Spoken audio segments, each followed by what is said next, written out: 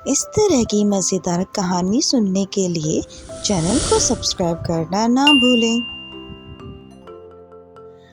खयालपुर नाम का एक गांव था, जहां बाबूलाल नाम का एक गरीब किसान रहा करता था। उस किसान के पास एक छोटा सा खेत था। उस खेत में खेती करके जो भी अनाज होता उसी से अपना गुजारा करता और खुश था। उसकी बीवी निर्मला एक गाय की देखभाल में लगी रहती और उसी के दूध से घर के कुछ खर्चे निकल जाया करते थे। कई बार फसल अच्छी नहीं होती थी। आज खेत में जाना जरूरी है, खेत भी सूखता जा रहा है। कुछ समझ में नहीं आता है निर्मला। आप खेत में दिन रात मेहनत करते हैं, लेकिन उसके बाद भी फसल अच्छी नहीं होती। भगवान भी पता नहीं कब तक हमारी परीक्षा लेंगे। अरे निर्मला, शुक्र है कि हमारे पास ये गाय तो है, नहीं तो हमारे खाने को भी कुछ नहीं होता। देखो जी, हम इस दूध के व्यापार को ही बढ़ा लेते हैं, इससे कुछ तो पैसे आएंगे घर चलाने को। बोल तो तुम सही रहे हो, लेकिन मैं खेतों को यूं ही नहीं छोड़ सकता। कभी ना कभी बारिश जरूर होगी, जिससे खेतों में नमी आ जाएगी और फसल भी अच्छी होगी। क्या करे, कुछ समझ नहीं आता। मैं इस गरीबी से तंग आ गई हूँ। अब माँ जी की दवाई के खर्चे भी बड़ी मुश्किल से निकल पा रहे हैं। तुम फिक्र मत करो निर्मला, भगवान के घर देर है अंधेर नहीं। चलो ठीक है, खेत में कुछ काम बचा है, मैं बस निपटा कर आता हूँ। तुम माँ और बच्चों का ध्यान रखना। अच्छा? हाँ जी, ठीक है। बाबूलाल घर से निकलकर सीधा खेतों की तरफ जा रहा था। रास्ते में उसे महान पंडित मिले। वो बोले, आज शुभ दिन आया है, तेरे समय ने तुझे बुलाया है, और जिस घड़ी का तुझे इंतजार था बच्चे, वो समय तेरे निकट आया है। बाबूलाल को ये सब थोड़ा अजीब सा लगा। वो सोच रहा था कि ये क्या बोल रहे हैं पंडित जी। पर फिर उसने सोचा कि ये तो गांव के सबसे महान पंडित हैं। इनका कहा कभी खाली नहीं जाता। प्रणाम पंडित जी, आज कहाँ को चल दिए? और आज ये क्या बोलते जा रहे हो? और वैसे तो आप रोज चुपचाप चले जाते हो, और आज गाना गा रहे हो। और पंडित तो बस बाबूलाल को देखे ही जा रहा था और बस वही अपना गीत गा रहा था। आज शुभ दिन आया है, तेरे समय ने तुझे बुलाया है, जिस घड़ी का तुझे इंतजार था, वो शुभ दिन आज आया है। अच्छा पंडित जी, चलता हूँ, खेतों में थोड़ा सा काम है। वो क्या है ना कि अगर बुआई नहीं करी ना तो अच्छी फसल नहीं आएगी। इतना बोलकर बाबूलाल खेत चला गया और जाकर खेतों को खोदने लगा। आधा खेत हो गया था और थोड़ा सा खेत और खोदते हुए उसका फावड़ा किसी कठोर चीज से टकराया। ये क्या चीज है जिससे ये आवाज आई है? पूरा खोद कर देखता हूँ। बाबूलाल तेजी से खोदने लगा और वहां खोदते खोदते और खोदने के बाद उसे एक भगोना मिला। क्या, एक पतीला? अरे, एक पतीले को भी कोई जमीन में गाड़ता है क्या? अरे, लेकिन कल तक तो यहाँ कुछ नहीं था। खैर छोड़ो, अब मुझे मिला है तो मेरा हुआ। चलो घर ले जाता हूँ इसे। बाबूलाल पूरा खेत जोत कर भगोना लेकर अपने घर चल दिया।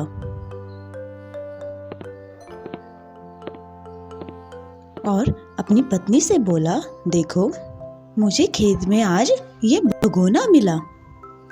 लगता है इसे कल कोई रात में गाड़ के गया है। अजीब, बताओ कितने अजीब लोग हैं। बता, भगोना भी कोई खेत में गाड़ता है? चलो अच्छा है, हमारे किसी काम तो आएगा।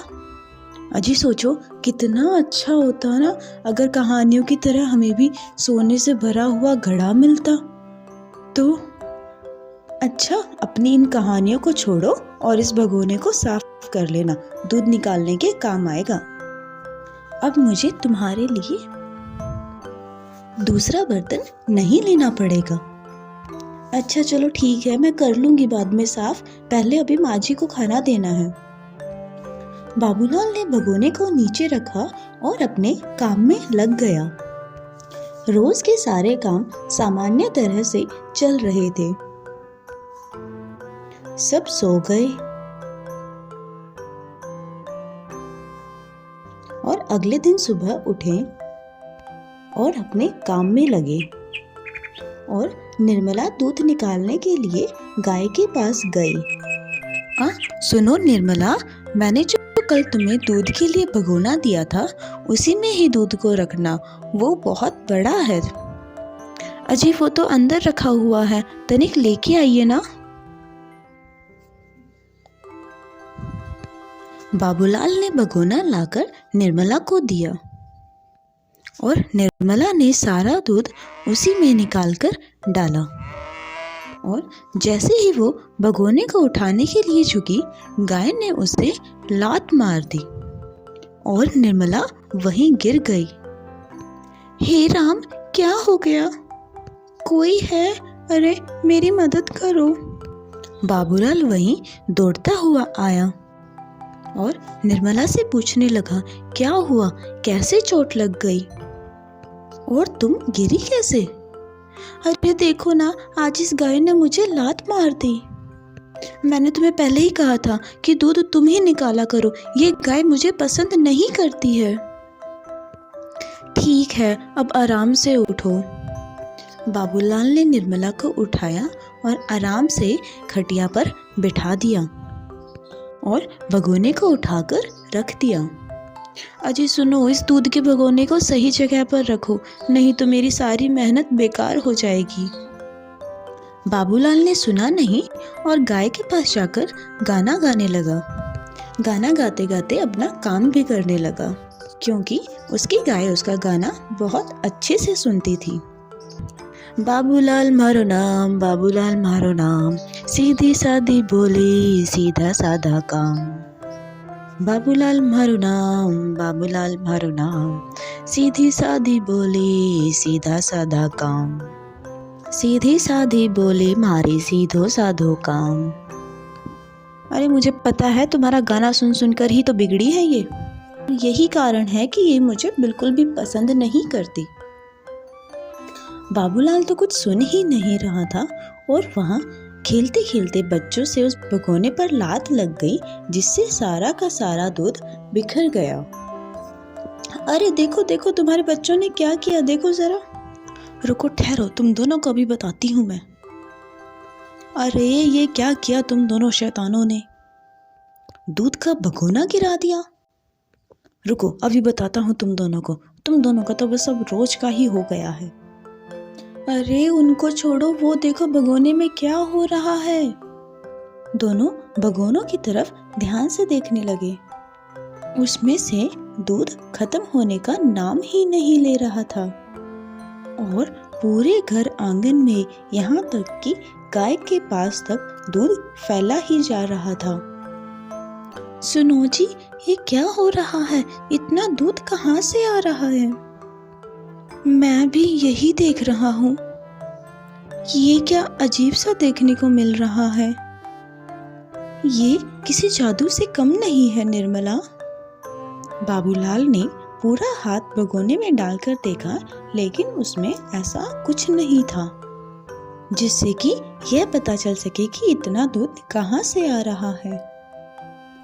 अंदर तो ऐसा कुछ नहीं है, फिर ये दूध कहाँ से आ रहा है? निर्मला खुशी से फूले नहीं समा रही थी, क्योंकि उसे पता चल गया था कि वो भगोना कोई मामूली भगोना नहीं है, जादुई है।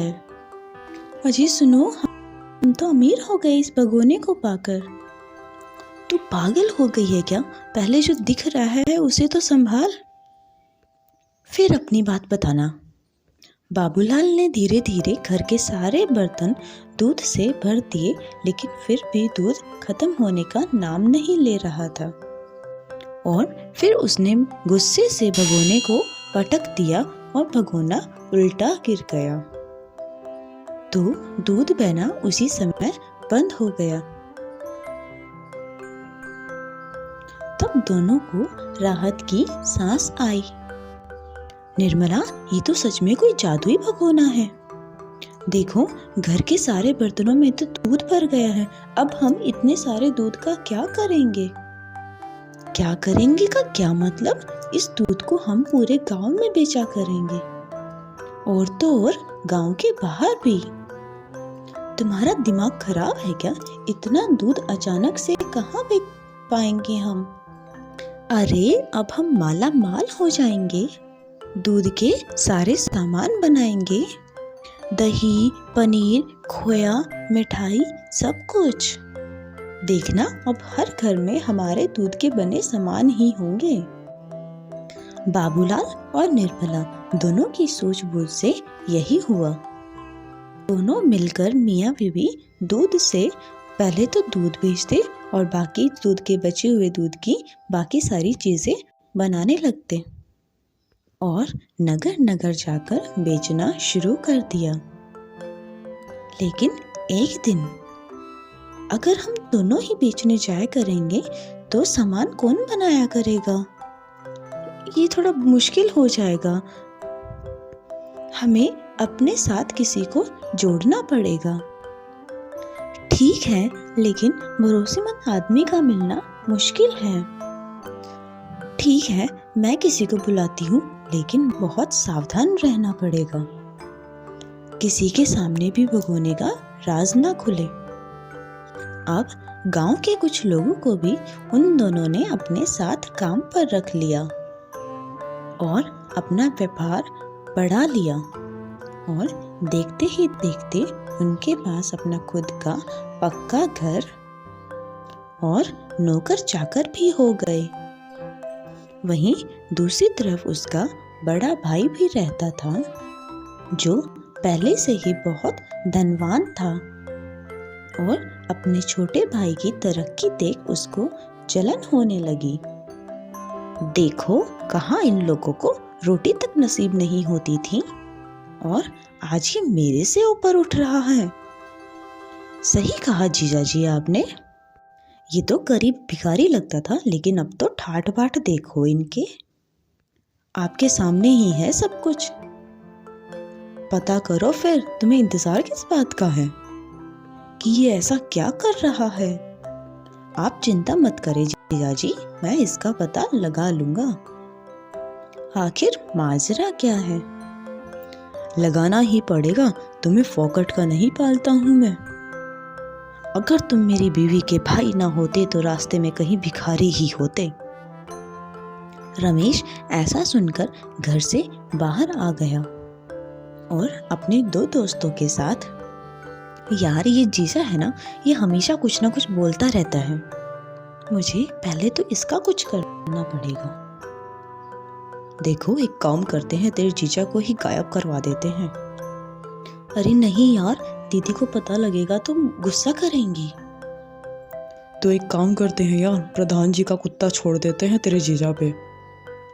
सुना है बहुत भागता है वो, थक कर अपने आप बिस्तर पकड़ लेगा। अरे नहीं यार, ये भी सही नहीं है। अगर गलती से काट लिया ना तो मेरा जीजा मुझे काटेगा कुत्ता बनकर। ना ना ना, ये भी सही नहीं है। चलो ये छोड़ो, अभी जीजा जी ने ना उनके भाई बाबूलाल के यहाँ क्या चल रहा है ना, वो पता लगाने के लिए कहा है। लेकिन कैसे? अरे मैं बताता हूँ ना, गांव में दो चोर आए हैं और दोनों की दोनों चोरी करने में खूब माहिर हैं। उनको ही भेज देते ना तेरे बाबूलाल के घर पे कि पता करो माजरा क्या है, और लगे हाथ चोरी भी कर लो, अपना क्या जाता है। हाँ हाँ, ये सही रहेगा। तुम उन दोनों को बाबूलाल के घर भेजो और उनको सब कुछ सही सही समझा देना, और चोरी का माल सरदार के घर चाहिए, दोनों चोर छुपते हुए बाबूलाल के घर जा पहुंचे और खिड़की के में से झांकते हुए उस समय बाबूलाल और निर्मला भगोने से दूध बढ़ा रहे थे। उसी समय चोर, उड़ी बाबा, ये देखो, कोई जादू चल रहा है क्या? ये दूध कहाँ से आ रहा है?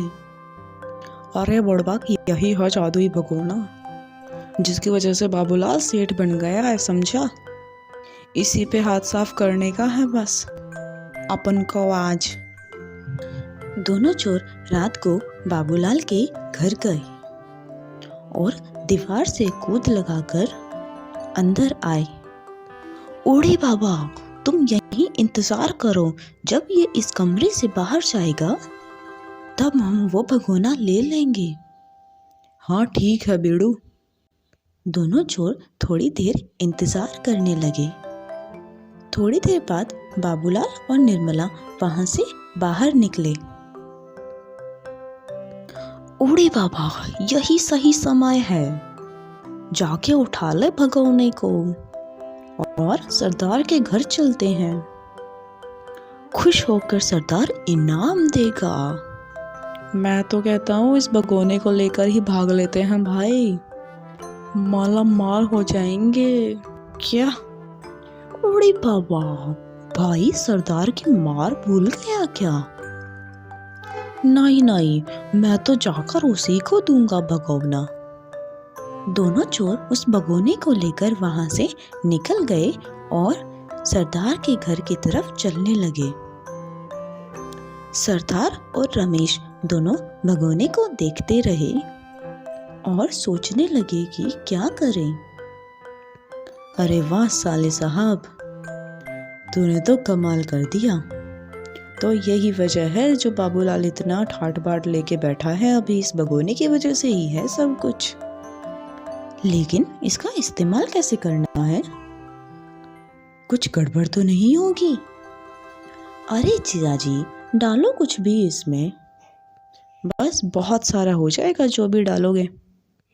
मैं इसमें अपनी चिलम डाल दूं क्या? अरे नहीं जीजाजी, इतने चिलमों का क्या करोगे? कुछ ऐसा डालो जिससे बहुत सा धन मिले। दोनों ने काफी देर तक यही सोचा, ऐसा क्या है जिसे डालकर वो 4 गुने हो जाए और अगर कोई कीमती चीज डाल दी और वो वापस नहीं आई तो? अरे नहीं नहीं, मैं ऐसा जोखिम नहीं लूंगा। फिर उनमें से दूसरे चोर को एक आइडिया आया। अरे छोड़ो तुम दोनों का कुछ समझ में आ ही रहा ही नहीं है। मैं इसमें अपनी चुराई हुई अंगूठी डाल के देखता हूँ। ओड़े बाबा, अरे रुको, ऐसा हम नहीं कर सकते। हमको कुछ पता नहीं है इसके बारे में। हमको कुछ गड़बड़ नहीं करना है, कुछ नहीं, समझे तुम? मगर दूसरे चोर ने बोलते बोलते अपनी अंगूठी भगोने में डाल दी। तुम कभी मेरी बात नहीं सुनते हो, हमेशा गड़बड़ करते हो। अरे कभी तो सुन लिया करो। अरे तो चिल्लाओ मत, ये देखो भगोने में क्या हो ही रहा है। अरे ये क्या, इतनी सारी अंगूठियां कहाँ से आ रही हैं? अरे ये क्या हो गया, इतनी सारी अंगूठी? सब लोग उस भगोने का जादू देख चकित रह गए, क्योंकि उस भगोने का जादू एक बार चलने के बाद उन सबसे बंद ही नहीं हो रहा था। दूसरा चोर घबराता हुआ बोला, एक बार बताऊं, ये सोने का नहीं है, ये तो बस मुझे मिली थी, मैंने तो बस इसे यूं ही डाल दिया। अरे अरे बचाओ मुझे, मैं इस कमरे में फंस गया हूँ। अंगूठियों को रोको कोई, अरे बचाओ बचाओ। अरे इस भगोने के जादू को रोको, अरे कोई रोको, बचाओ। देखते ही देखते अंगूठी पूरे घर में भर गई। दोनों चोर और सरदार उसी ढेर के नीचे दब गए और मर गए। मगर रमेश ये जादू देखते ही वहीं से निकल गया था। उनके लालच के चलते ही उनके साथ उस भगोने ने उन सबको अच्छा सबक सिखा दिया।